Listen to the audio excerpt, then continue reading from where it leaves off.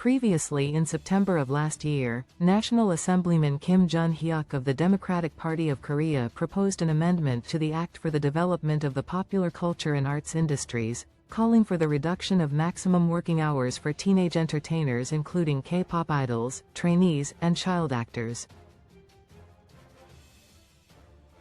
The bill stipulates that teenage entertainers should be subject to the same limitations as outlined in the Labor Standards Act, and that different limitations should be applied to different age groups. Under current laws, teenage entertainers aged 15 and older are allowed to work up to 46 hours per week. However, the Labor Standards Act limits the working hours of teenagers in the same age group to a maximum of 40 hours per week.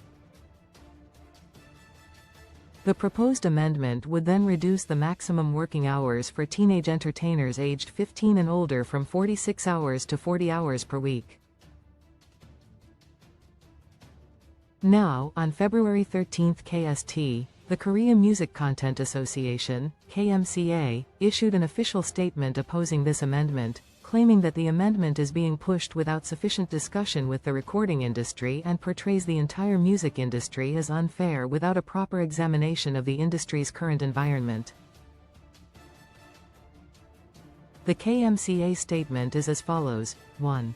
We ask for the reconsideration of the regulation to restrict working hours for teenage entertainers.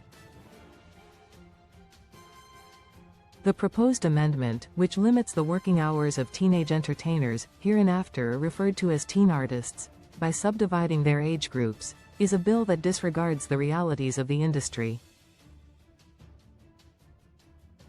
In the case of idols, who are at the forefront of K-culture, a single group often consists of members of various ages. If legal restrictions impose different working hours based on age, it would inevitably create discrepancies in the allotted activity hours of each member, significantly hindering group activities and making normal operations practically impossible. Broadcasting networks and production companies, which typically invest a set amount of time for content creation, may begin to avoid casting teen artists in restricted age groups. Furthermore, the amendment would significantly hinder critical promotional activities such as album releases, concerts, and overseas performances, ultimately weakening the global competitiveness of South Korea's pop culture industry.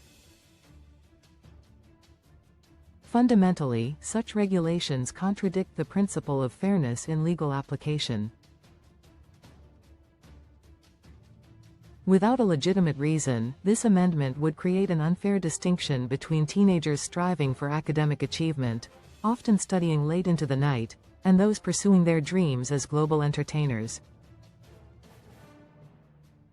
This bill has the potential to severely obstruct the growth of the popular culture and arts industries. If implemented, it is clear that we may no longer see the rise of groups like the Next BABYMONSTER or IVE. 2. We ask for the reconsideration of the regulation to protect the rights and educational opportunities of teenage artists. This amendment has been reintroduced to protect the rights of teenage entertainers. The industry fully agrees with the legislative intent behind this initiative. However, the K-pop industry has long undertaken self-regulatory efforts to establish detailed guidelines for protecting teenage artists. We have been at the forefront of initiatives to respect the rights of teenage artists by implementing measures such as requiring prior consent from both teenage artists and their legal guardians, should the artists face limitations when participating in general school curricula or in late-night activities. Moreover, the industry strictly adheres to the current Popular Culture Industry Act, which already limits the working hours of entertainers under the age of 15. At the same time, the concept of rights to educational opportunities for teenagers needs to be reinterpreted to align with the realities of the K-pop industry. Educational rights should not be confined solely to the completion of a standardized school curriculum. The artist training programs implemented by most entertainment agencies today include professional instruction in vocal performance, songwriting, dance, and foreign languages. Most teenage artists are enrolled in specialized arts middle and high schools, where agency training programs and entertainment activities can actually serve as opportunities for advanced learning and hands-on practice within their chosen fields. Every teenager has unique aspirations and should have the freedom to develop the skills necessary to achieve their dreams.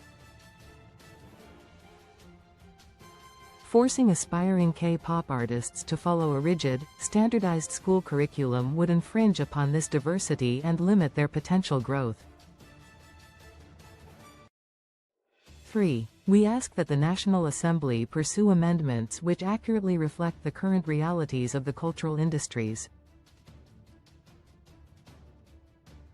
When formulating policies for various industries, the National Assembly and the government must thoroughly assess the industry's current state and actively gather input from stakeholders to develop and implement well-rounded policies. K-pop artists are performing on a global stage, enhancing the national brand value of South Korea. For instance, last year alone, K-pop album exports reached 16 million copies, demonstrating continued growth and contributing significantly to the country's export industry. Therefore, a hasty push for regulations without sufficient discussion with industry stakeholders could weaken K-pop's global competitiveness. Moreover, it is deeply concerning to see a few isolated cases being generalized to represent the entire industry.